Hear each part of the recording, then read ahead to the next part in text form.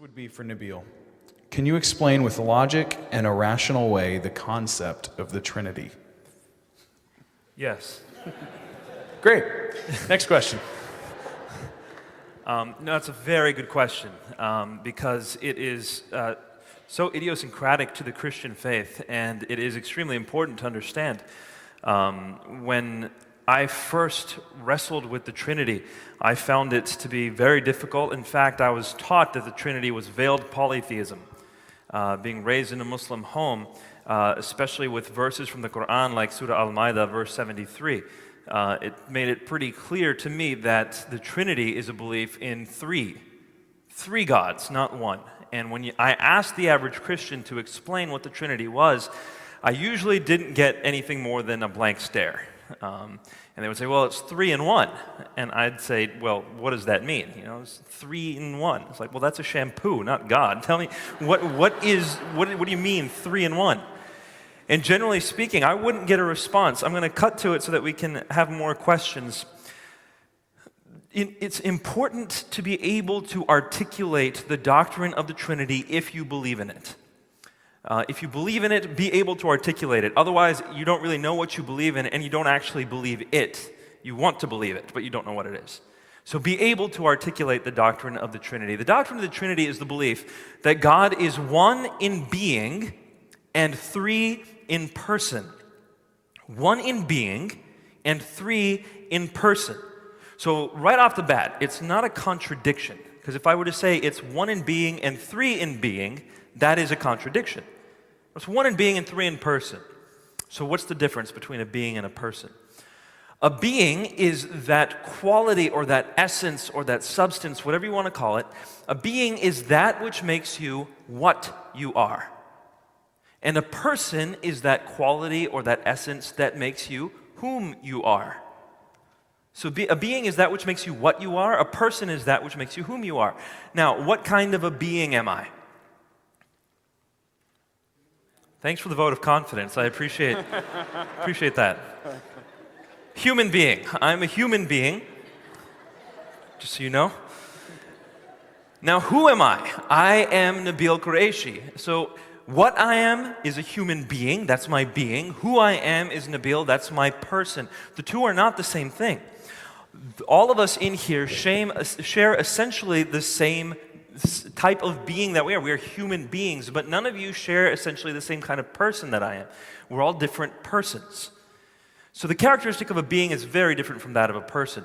I am one being with one person. God is one being with 3 persons, Father, Son, and Spirit. Is there anything like that on this earth? No. But does that mean God cannot be one being in 3 persons? Absolutely. It means he can be that if that's what he is. There's no way we can know these deeper things about God apart from revelation. I do think that there is enough evidence in this world for us to conclude that God exists. I think it is the most rational conclusion. It's the most, it covers the most data, it makes the most sense, it fulfills, I think, the criterion of Occam's razor. I think it works.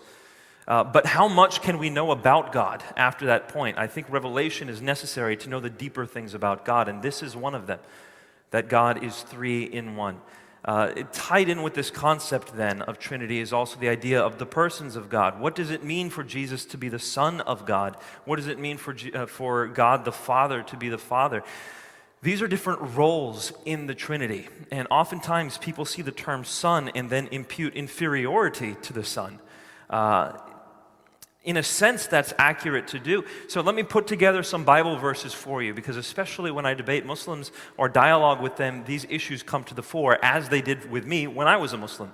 Some people will say that Jesus says things like in the Gospel of John, he says, the Father is greater than I. How is it possible that Jesus is God when he says, the Father is greater than I? And I would answer that question by saying, in our organization, Uncle Ravi Zacharias, he is the CEO of the organization. He is greater than I am. I'm at the bottom of the totem pole, he's at the top. And right now I'm earning brownie points.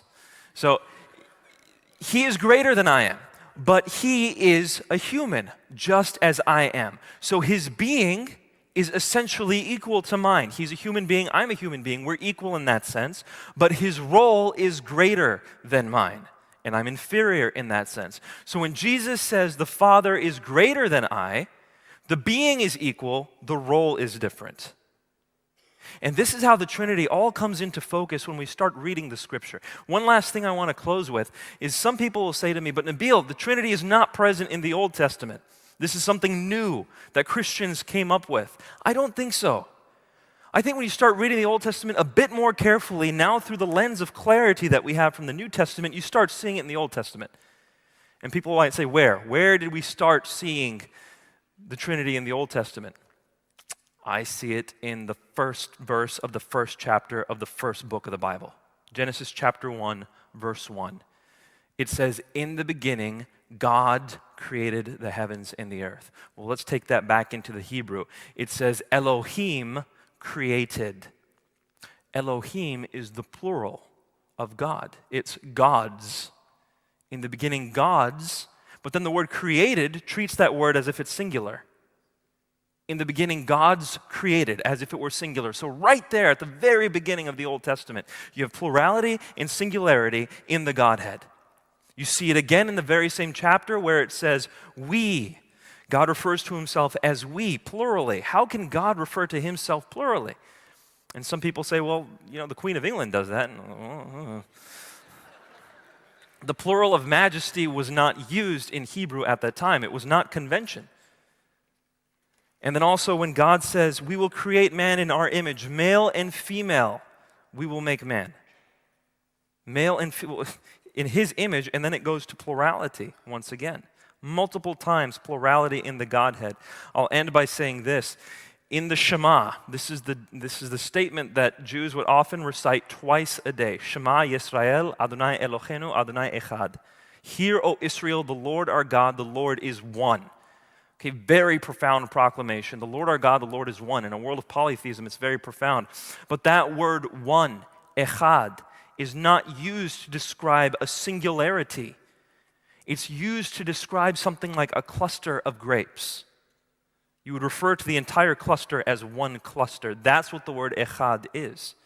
So even in the Shema, we have shades of the Trinity. It's just clarified through the person of Jesus, and it explains so much of what happens in the gospel. And I think, there's a lot more we could discuss here, but I think it's one of the most beautiful teachings about the depth of God's character and how he is unlike anything in this universe.